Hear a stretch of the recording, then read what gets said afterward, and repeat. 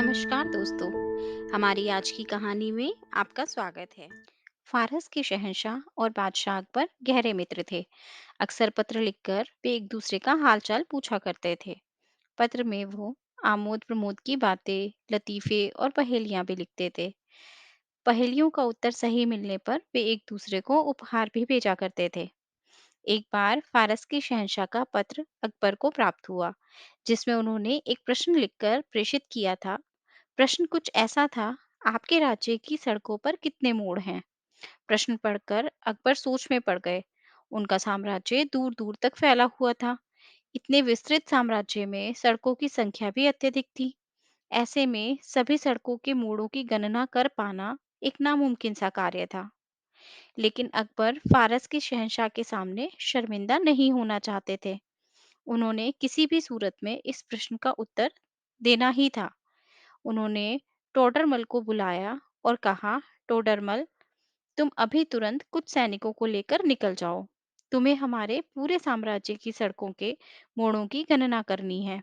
किसी भी सूरत में हमें ये काम पूरा करके दो। टोडरमल कुछ सैनिकों को लेकर तुरंत निकल गया, लेकिन कई दिन बीत जाने के बाद भी नहीं लौटा।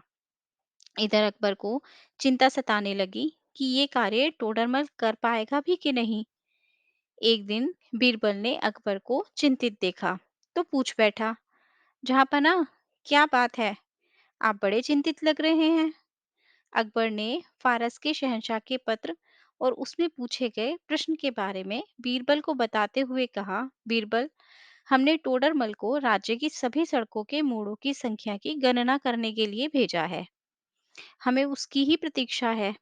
साथ ही ये चिंता भी है कि वो ये काम पूरा करके लौटेगा या नहीं।